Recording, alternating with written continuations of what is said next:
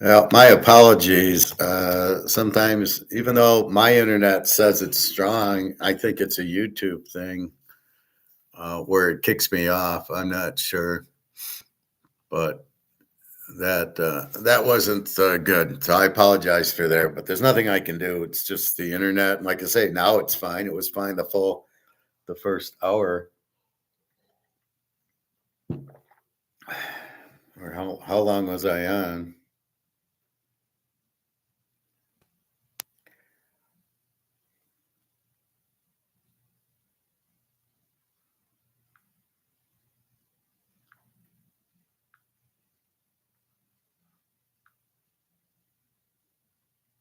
I was on an hour or two. Okay.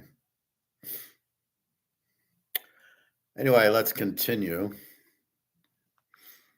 I think we've gone football enough.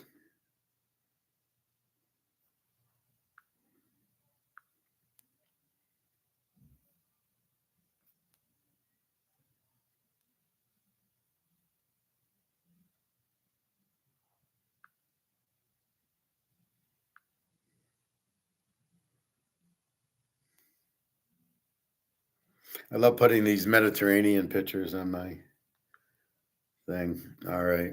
So let's check the line one more time and then we'll go into economics. Baltimore 13.5, 44.5. KC 3.5, 49.5. Seattle 12.5, 41.5. Green Bay 6.5, 41.5. Detroit 13.5, 50.5. New England, Cincinnati, New England 7, 51. Chicago 3, 46. Jacksonville 2.5, 47.5. Oakland 3.5, 36. New Orleans 2, 41. Philly 3, 47.5. Tampa 7, 49.5. And the Niners 7.5, 49.5. All right, so let's get into a little economics. So I'm watching this thing that says, this is the way the U.S. will get out of their $38 trillion debt. You can always tell these old videos when they say it's a $30 trillion debt or 31. No, it's 38 now. And their way is to pay back everybody with Bitcoin. All right. And the Russians are like, we don't want it. And I'm sure the Chinese, they'll just end up dumping all their bonds and get paid in dollars. No, even though they're worth nothing, and then they could buy gold with it. So there's many reasons the gold price is being kept down and the silver price. Well, Howard, it's the gold's 4,000 an ounce. What do you mean kept down? Well, that's kept down is 4,000 because of that. It should be 10 to 20,000. You get some idiots who think that Bill Holter guy thinks that no, this is a constant. It went up too high, now it's coming down. No, that's not what happened. This is not stocks. It's amazing how people can't differentiate gold from stocks.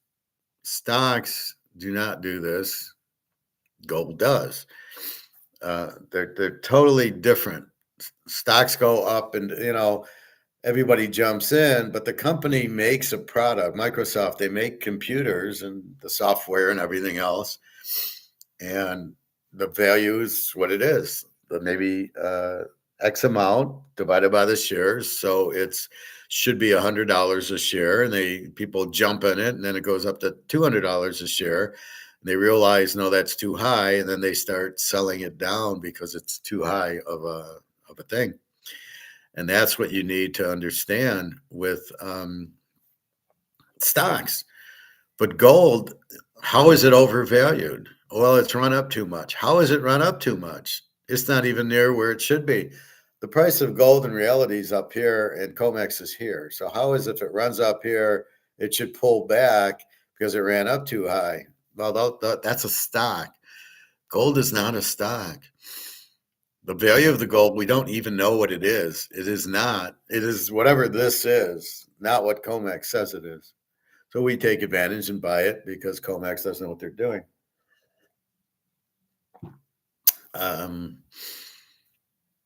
And that's the whole point. So Their thinking is, well, we'll make Bitcoin $1 million an ounce. Now that's all bullshit because you can't just make something of value. The market has to value it. But let's say they do it. We're going to make it $1 million. Part of it is to get people to buy so they can steal it from you. And the other part of it is it's just bullshit because it can't. Oh, well, okay, we're going to pay off our debt. See, they're talking to people that don't understand it. So if you understand the way we understand it, and the way I teach it, you know that Bitcoin has no value. It's a Ponzi scheme. It's not worth anything because it's not backed by anything. What gives this value? If it's backed by something. Right now, this has no value because it's not backed by anything. This had no value since 1971. Really, because it's just a piece of paper. It's monopoly money. It doesn't really have a value, nor does this, because these are not backed by dollars or by gold.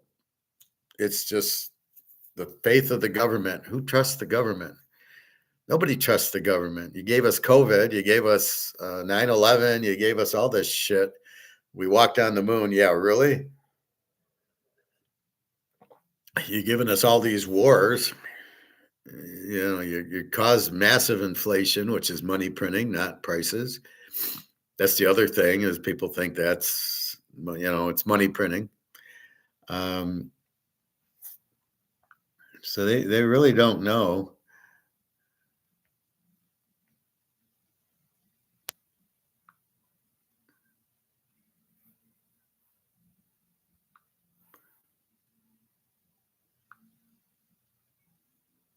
There's a very good analogy to Hitler and the Germans, and I want to play this for you.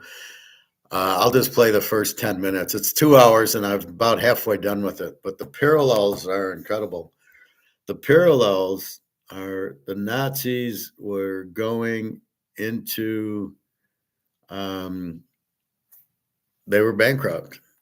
That's why the question is, why did they go to war in 1939? Is they had to. They had these 5-year bonds in 1934 to get money to build their army, right? You got to feed the army and dress the army and get them weapons and bullets and all that, and get the little drugs that they got them. And so to do that, they needed money. And so they did bonds. They were 5-year bonds, but they did them in 1934. So in 1939, they owed all this money to the bonds that they had to start war in 1939 because they needed gold. So that's when they did the Blitzkrieg because they couldn't afford it. And so they go real quickly into it and go into war to steal the gold because they're broke. Does it sound familiar? We're broke. We're going to war every country we can. Now it's Venezuela. We got Iran. We've got Ukraine. We've got here, there, and everywhere. We want to fight the Russians. We want to fight the Chinese. Problem is, we don't have a military, so we can't fight anybody. We have no soldiers. So we're broke. I don't know why going to war is appealing when you're broke. Or are you going to war to try to steal the other country's natural resources, the gold, the silver, the minerals? Is that why you're going to win? I think that's why we're in Venezuela, is to steal their gold and other stuff. China and Russia are like, that's ours. And I love all these. They put, well, we'll make a regime change and put our guy in charge. What is that? Yeah, we're going to put our guy in charge of Venezuela or Ukraine. Ukraine's a U.S. guy. He's a Russian guy, but the U.S. put him in charge. Well, can't the Ukrainians vote for a Ukrainian guy? No. We got to put him in charge. It's crazy, but we're broke. Why you go to a war that's very expensive, that doesn't create revenue, unless you're trying to steal something, I guess. We tried to steal Burkina Faso's gold, and the guy said no, and we're not there, or who knows. We're trying to use CAI agents to fight the war, not military guys. There's CIA in Venezuela now. but it's a very good parallel with the Nazis that they were broke and they had to go to war to try to steal the gold from other countries. We're broke, we go to war, but it really makes no sense. Well, we can sell weapons. That's how we'll get money, and we'll sell the weapons from the defense contractors to these countries, and that's how we'll pay off our debt. You ain't paying off the debt. You can't pay off the debt. That's what these tariffs were, to pay off the debt. You keep spending more than you're making. Nobody will buy your treasure, your bonds, because nobody trusts they'll get paid back, which they won't. And so you're in this real debt trap. You're trying to keep the price of silver and gold down, so you can accumulate more, I guess. I don't know. And then Andy Schectman, all this silver coming into the U.S. and gold, it's to pay off these options, moron. Oh, I've seen it. Look at all this gold coming in. Is it? Are physical bars coming in? And if they are, from where? And are they ours? So yeah, I don't think so. I think they're just to pay off the options, the Eddie Murphy comex options, that you have to deliver the gold and silver to the people that buy it. When you short it, somebody's buying it and doing it.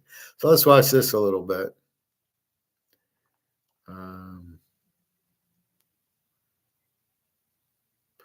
All right.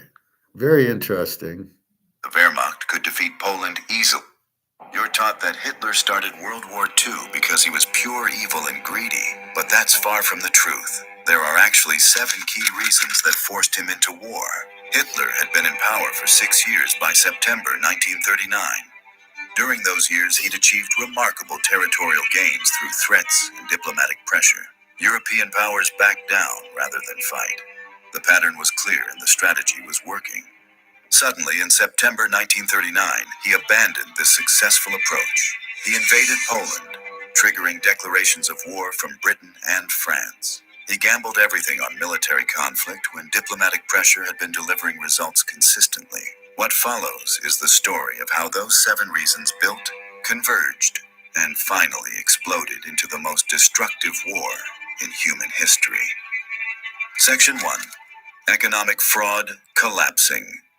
Germany's entire rearmament was built on fraud, and by 1939, the bills were literally coming due. Between 1933 and 1939, the nation spent over 60 billion marks on weapons and military buildup. This number was staggering for a country that just 4 years earlier had been destroyed by the Great Depression. In 1933, when the regime first took power, 6 million Germans had no jobs. That was roughly 30% of everyone who could work. Here's what's really happening inside. You're taught that Hitler started sources. So this is the problem when you have a depression. You lose the market, and therefore nobody can work because nobody has money to buy goods and services. And so there's no money to produce anything.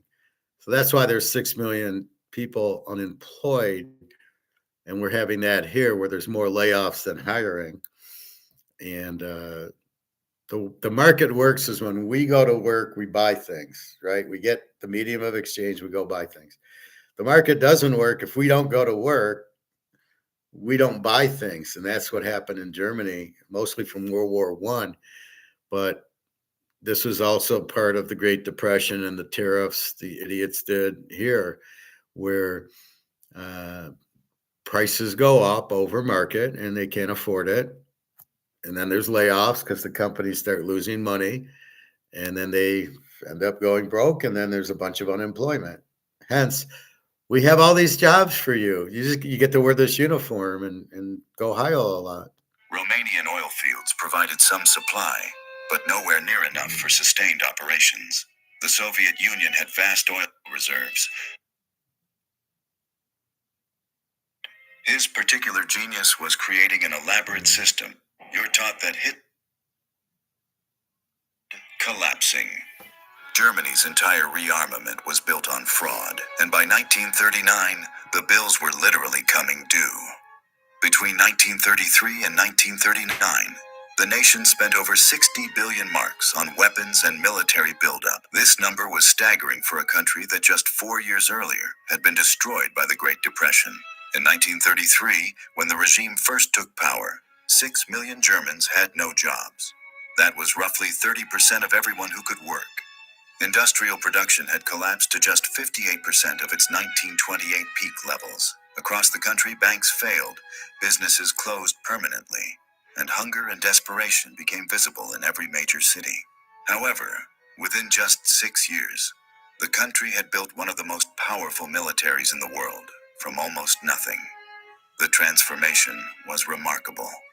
An army that had been limited to 100,000 men under the Versailles Treaty now numbered 3.7 million troops. That was a 37-fold increase in just 6 years. No nation in modern history had ever expanded its military so rapidly in peacetime. An air force that didn't officially exist in 1933 now had thousands of modern aircraft. Tank divisions rolled off assembly lines while warships were under construction in shipyards. The question that puzzled many observers, both inside and outside the country, was simple. How was this even economically possible? The answer lay in brilliant financial trickery created by Hjalmar Schacht. He was the genius banker who served as both president of the Reichsbank and Reich Minister of Economics during those crucial early years. Historical accounts from William Shirer's detailed research reveal that Schacht was perhaps the only man in the government who truly understood both international finance and the German economy. Morally flexible but intellectually brilliant, he knew something about money that most economists didn't. At its core, money is organized belief and collective trust. If people accept something as valuable, then it has value, at least temporarily, until that perception collapses. The critical trick was maintaining that confidence long enough to accomplish your goals before the inevitable wreck. So is that Bitcoin? We have trust in it, not I, but they have trust in it that it's worth 100,000, so they buy it, even though it has no value at all. It's not even real. It's digital. You can't touch it or see it. It's not backed by anything like gold. So you trust Bitcoin that it's real. Therefore, you're being Madoff, right? You thought Madoff was real and you invested in him, and then at the end you lost. You think the banks are real, but they're not. You think the government's real, and it isn't. It's all Ponzi schemes. But then you think Bitcoin's real, and it's not. You think gold's real. Well, gold has a value, but you actually can touch it, right? So again, we think gold's worth 4,000, so it is. But you never think gold doesn't have value because it's pretty and it's limited and it's minted. So it's real, just like the Sands chip. It's worth $1 because it says it is, even though it's just a piece of cardboard. See, it's funny how people will say, well, baseball cards are just cardboard. They don't really have value. Well, if it's got Mickey Mantle on it and it's in real good condition, it has a value. But again, going to this, it's all perceived. Well, somebody paid for it, so it must be worth it. With gold, you can see it's 4,000, so it must have a value. But it's had a value for 5,000 years, which is what Egon keeps saying. It's been around for 5,000 years, so the faith and the value of it has always been there. So people do value it, and it can't be printed, which is probably one of the reasons. All the fiat currencies have gone to zero again because people lose faith in it because they print too much. And now you see this debt of 38 trillion and people lose faith going, how the fuck are we going to pay back 38 trillion? We're not. Well, then this is worthless. And then usually you run into gold because gold always had value.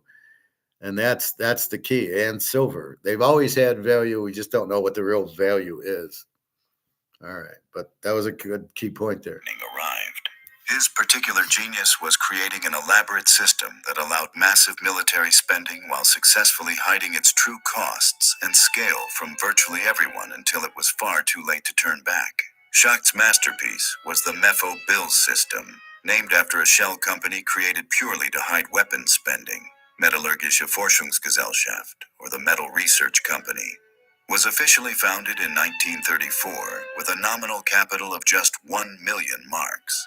The company existed only on paper with no actual operations whatsoever. Through this system, approximately 12 billion marks in Mayfo bills were issued between 1934 and 1938, which combined with other deficit spending, financed roughly 60 billion marks in total military spending, much of it hidden from official scrutiny. This was an absurdly small sum for what the company would soon be doing. 4 major industrial firms were publicly listed as shareholders to provide legitimacy: Siemens, Gute Hoffnungshütte, Krupp, and Rheinmetall. These prestigious companies were merely convenient fronts. The real owner and controller was the government itself, operating through. If you're looking to upgrade your heating system this fall or winter, then this is hands down the system you need to be looking at. Owner and controller was the government itself, operating through representatives. The shell company had no employees, no office, and conducted no actual business despite its name. It existed solely as a mechanism for financing rearmament, while hiding that spending from the Reichstag, the public, and international observers who were watching the nation nervously. Here's how a typical transaction worked. When the Wehrmacht needed 100 new tanks, it would place an order with Krupp, one of the premier arms manufacturers. Krupp would accept the order and begin manufacturing the tanks using its factories, workers, and materials. But instead of sending a conventional bill to the government treasury for immediate payment using taxpayer money, which would appear in official budgets where it could be scrutinized, Krupp does something different. The company draws a bill of exchange on the Mefo company for the full payment amount. This bill was an elaborate IOU, a promissory note guaranteeing payment from the Mefo company within 5 years. Krupp then takes this bill to the Reichsbank, the nation's central bank. The Reichsbank discounts the bill, meaning it gives Krupp cash immediately, less a small discount for the early payment, in exchange for holding the Mefo bill until its maturity date 5 Sounds like a years later. bond. Krupp receives immediate payment. The Reichsbank holds the bill as an asset, and the Wehrmacht gets its tanks, all within days, with no parliamentary approval needed. Additionally, it financed massive rearmament without immediately triggering obvious inflation throughout the economy. In a normal peacetime economy, printing 60 billion marks and pumping it into circulation would cause prices to jump immediately. Too much money chasing too few goods would trigger raging inflation and currency collapse. But Mefo bills weren't officially currency or money in the conventional sense. They were technically private commercial paper, promissory notes from one company to another that merely happened to be discounted and guaranteed by the central bank. The inflation was real but delayed and hidden across the economy, rather than immediate and obvious. For several crucial years, the nation appeared to be performing an economic miracle. Full employment returned, industry grew fast, and the military expanded dramatically. To domestic and international observers, it appeared to be an economic miracle without the usual consequences like inflation and currency collapse. Still, the system had a critical weakness. Schacht knew this system couldn't last forever. Mefo bills had fixed 5-year maturity periods written directly into their terms. They earned 4% annual interest, making them attractive to hold as investments. Most critically and dangerously, they were explicitly guaranteed by the government, which gave them perceived safety and legitimacy. But when the bills matured, the government would have to pay with real money, not more IOUs or accounting tricks. They needed actual currency backed by gold or foreign exchange. The system was a temporary fix, buying time for rapid rearmament while Hitler seized total power.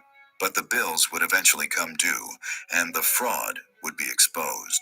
The first Mefo bills were issued in 1934. They had a 5-year maturity, meaning they would come due in 1939. As early as 1937, Schacht began warning Hitler repeatedly and urgently that the system was approaching its limits. The total amount of outstanding bills was becoming enormous and growing monthly. By 1938, the problem was clear. Approximately 12 billion marks worth of Mefo bills would come due in 1939.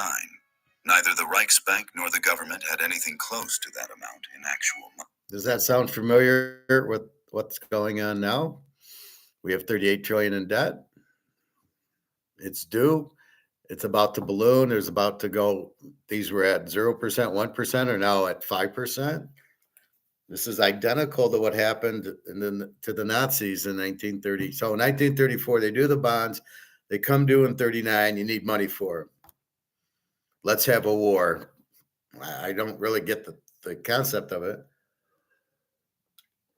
Wars are expensive unless you're trying to go and invade the other countries and steal their money. That's the only thing. So this is exactly what's happening now. We have no money. Our bonds are worthless. They're coming due for a lot at 5%, 4% interest. Money we don't have. We can't keep printing money. It's worthless. Just like in 1923, when they kept printing and printing and printing the Deutschmark until you need wheelbarrows, because you can't do that. It loses value. And that's what's happened here. Schacht's warnings became increasingly urgent through 1937 and 1938. He sounded desperate alarms that the whole structure would collapse if the nation didn't either slow military spending dramatically or find new sources of revenue from conquest. When the bills started maturing in 1939, the government would face a brutal choice: admit the entire scheme was fraudulent and face catastrophic collapse, or somehow find massive new revenue from outside the existing system. His advice was clear, the economic facts were undeniable, and the math was simple. Without dramatic changes, disaster was inevitable.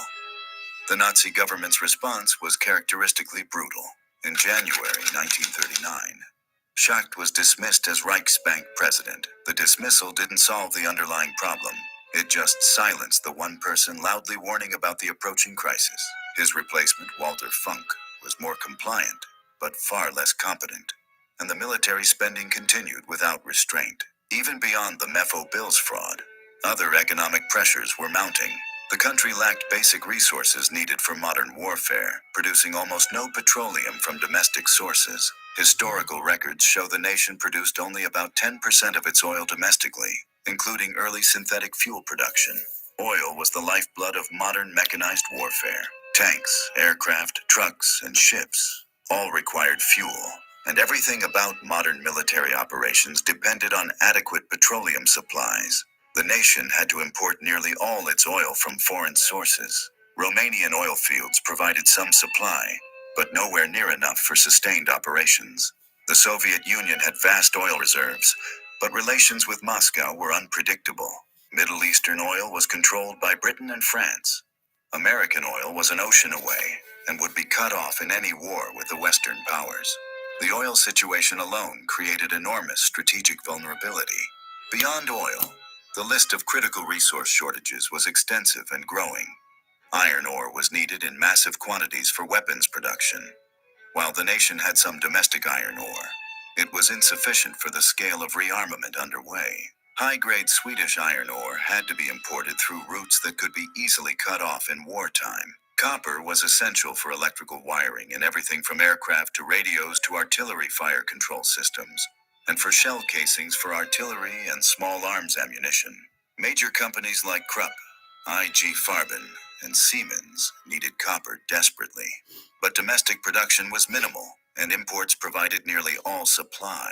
The shortage wasn't limited to oil and copper. Dozens of other critical materials existed only in limited domestic quantities. Tin went into specialized metal alloys. Tungsten was essential for armor-piercing ammunition. Chromium hardened steel armor. Nickel was required for stainless steel, and molybdenum strengthened steel for high-stress applications. Rubber was essential for tires on everything from trucks to aircraft, but natural rubber had to be imported while synthetic production remained inadequate. The list of critical imported materials was long and growing. Each shortage created vulnerability, and each import dependency created a potential choke point that enemies could exploit. Historical records show that German military planners were acutely aware of these vulnerabilities and knew that any prolonged conflict would expose these resource shortages catastrophically. In 1936, Hermann Göring launched an ambitious 4-year plan with the goal of achieving economic self-sufficiency by 1940. The plan aimed to develop synthetic substitutes for imported materials, increase domestic production of critical resources, and prepare the economy for war. It failed.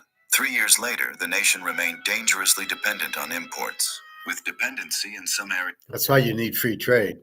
You can't make everything, or other countries can make it far cheaper than you make it, or maybe they have better climates or material, or like spices in China. We don't have them; they do, stuff like that. That's why you want free trade, because you can't have everything and you need to get things from other people. Also, it's nice to trade with people on things you have that you can make money by selling corn or soy or wheat. So that's the big problem once you start doing tariffs. Not only, you want to charge them, they're going to charge you. That's why you need free trade. We won't charge you, you don't charge us. So that's why Trump's out of his mind when he says it's not fair. No, if China gives us all this stuff, we're not supposed to give it all back to them because they're the ones making most of it. So that's bullshit that we owe them. We're paying them in dollars and we're getting goods and they get money. It's a fair trade and it's free trade and it's even. So anyway, as you can see, that's why you must have free trade. Is actually increasing rather than decreasing. The country now had a massive military establishment consuming resources at exponentially accelerating rates, with no way to supply those needs domestically. The expanded military was systematically depleting resources that domestic production couldn't provide. Each of those 3.7 million soldiers required food, uniforms, boots, weapons, ammunition, training, and transportation. And the gap between production and consumption was widening every month. Still, one statistic from 1938 captured the entire problem. 52% of all government spending went directly to the military. This was a full wartime economy during peacetime. Historical analysis. Does that sound familiar?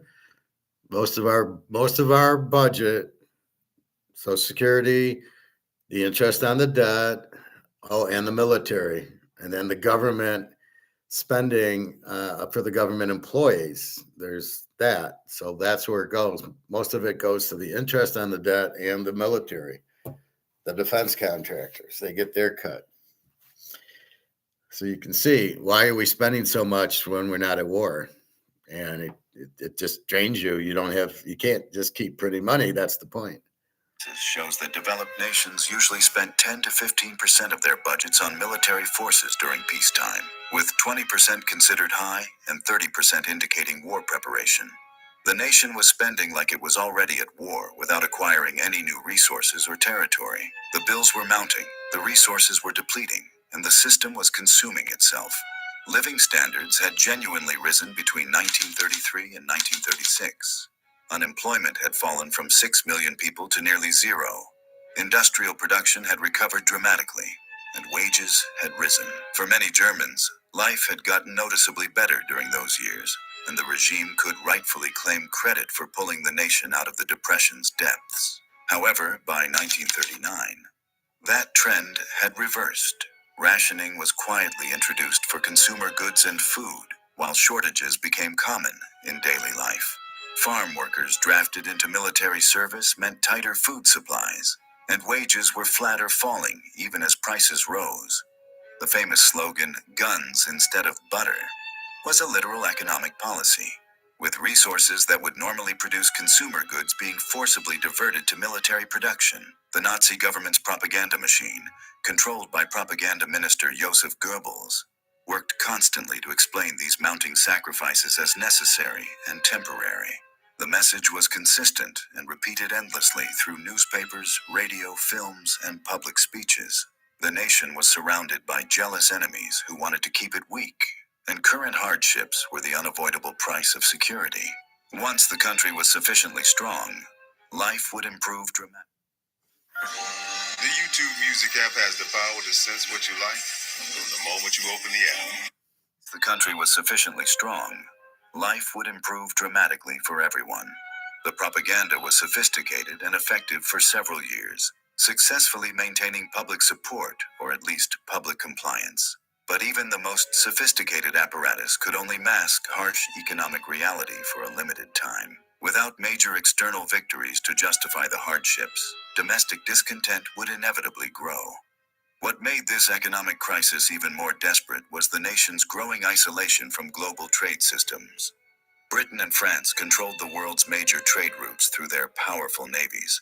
The Royal Navy, the largest naval force on Earth, dominated the Atlantic, controlled Mediterranean access through Gibraltar, and protected Asian trade routes through the Suez Canal. Any future war with Britain would mean a naval blockade, just as had happened during World War I, when the blockade nearly starved the country into submission, and hundreds of thousands of civilians died from malnutrition. The memory of those years remained fresh, and another blockade would be even more devastating given increased resource dependencies. The nation couldn't access overseas markets reliably in peacetime, and certainly not in wartime against Britain and France. Global commodity markets were denominated in British pounds or American dollars. International shipping was dominated by British merchant vessels, and insurance for international trade was provided by British firms. The entire architecture of global trade ran through British-controlled systems. The Third Reich tried to solve this through bilateral barter agreements with smaller countries, particularly in Southeastern Europe and Latin America. The nation would exchange manufactured goods for raw materials directly without using currency. German tractors for Romanian oil, chemicals for Yugoslav copper, machinery for Brazilian coffee, and industrial equipment for Hungarian agricultural products. These barter arrangements offered several advantages. They didn't require scarce foreign currency reserves, didn't depend on international financial markets, allowed the country to obtain resources from nations that might not otherwise sell to it, and created economic dependencies that could be leveraged for political influence. Bilateral barter trade increased significantly between 1933 and 1939. The nation developed especially close economic relationships with Romania, Yugoslavia, Bulgaria, Hungary, and several Latin American countries, exchanging tractors, machinery, chemicals, and manufactured goods for oil, agricultural products, minerals, and timber. These arrangements helped ease some pressure but couldn't solve the fundamental resource problems. The trading partners themselves had limited production capacity. Romania's oil fields, Yugoslavia's minerals, Bulgaria's agriculture, and Hungary's food supplies were all insufficient to meet the enormous needs of a fully mobilized military. The bilateral trade network provided helpful relief, but couldn't substitute for full access to global markets. Moreover, these trading relationships were vulnerable. The Balkan countries were small and weak, subject to pressure from other powers. Britain and France were actively working to limit German economic penetration of southeastern Europe, while the Soviet Union watched German expansion there with suspicion. These trade relationships couldn't be relied upon in a major crisis. By August 1939, the economic crisis had reached its breaking point. The MIFO bills issued in 1934 were now coming due, with billions of marks needing payment over the coming months. The money wasn't there, and the fraud was approaching inevitable exposure.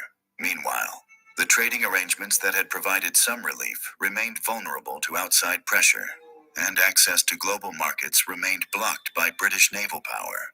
Clearly, the math was simple and brutal. The system couldn't survive without dramatic action. People could see their living standards declining. Foreign currency reserves were depleting, trade imbalances were growing, and debt was mounting. The financial structure was showing cracks across multiple systems simultaneously. The nation faced a brutal choice: drastically cut military spending and face economic and political collapse, or seize massive new resources through military conquest. There was no middle path. Does that sound familiar? We're broke, and what are we doing? We're going to war, and I assume we're going to Ukraine to get oil and minerals and stuff, or we're going to um, uh, what is it? Venezuela, because they have oil and gold and minerals. So we're going to the places that have oil and gold and minerals. I guess we don't have any here. And that's why we're going to war, to get all that oil, minerals, and gold. Same playbook. We're following Hitler right to death. Okay. Cutting military spending was impossible by this point. It would mean publicly admitting that 6 years of sacrifice had been wasted, demobilizing millions of soldiers, closing weapons factories employing hundreds of thousands, and abandoning the goal of restoring national greatness. Such a reversal would destroy the Nazi leadership's credibility with core supporters who had endured hardships based on promises of future prosperity. Most importantly, it would mean abandoning Lebensraum, the living space in the East that was central to the entire ideological project. That left conquest as the only path forward. Successful military campaigns could provide the desperately needed resources. Seized gold and currency from conquered central banks could pay the maturing MEFO bills. Occupied territories could supply oil and raw materials, and factories in conquered nations could produce goods for the war effort. Each successful conquest would theoretically provide resources for the next, making the system self-sustaining through.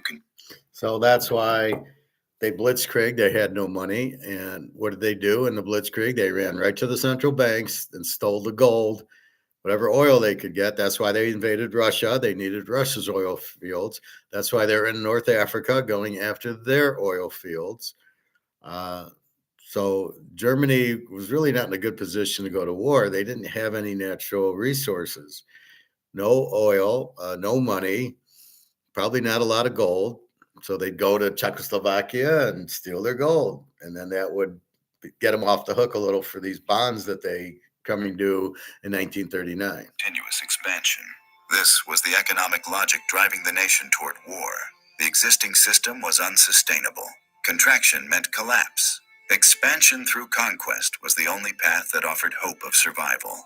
As September 1939 arrived, the economic crisis left only one option: attack Poland, seize eastern territories, and hope to win quickly before the entire structure collapsed under its own weight. The MEFO bills had created a ticking time bomb. The bills were coming due. The banking system couldn't absorb them, and inflation threatened to expose the whole fraud. War wasn't just a choice driven by belief or ambition. It had become an economic necessity forced by a system that couldn't sustain itself in peacetime. But the fraud itself was only the surface. Something far more disturbing lay underneath. Section 2. The Nationalized War Economy. How did this fraudulent system even begin? The answer comes from detailed historical research, particularly economist Adam Tooze's comprehensive study, The Wages of Destruction, which examined thousands of government documents, business records, and eyewitness accounts from the period. What these sources reveal is a system of total state control that was established from the very first weeks of Nazi rule. The process began just 3 weeks after Hitler became chancellor. Historical records document that on Monday evening, February 20th, 1933, approximately 25 of Germany's most powerful businessmen received urgent summons to Hermann Göring's villa in Berlin. Göring, acting as president of the Reichstag, invited them to hear Hitler explain his policies. The businessmen arrived at 6 o'clock in the evening, expecting a policy discussion. They would leave understanding that everything had changed. The group included some of the most important names in German industry. Georg von Schnitzler attended from E.G. Farben, Germany's largest chemical corporation. Krupp von Bohlen came representing the Krupp armaments empire. Dr. Albert Vögler attended as head of Vereinigte Stahlwerke, the world's second largest steel company. About 20 other businessmen filled out the room, representing banking, mining, and manufacturing interests. According to accounts from the meeting, Hitler kept them waiting for a considerable time before appearing. When he finally entered, he didn't come to negotiate or discuss. He came to inform them of decisions already made. His speech lasted about an hour and focused on a single theme: the turning point in German history marked by defeat and revolution in 1918.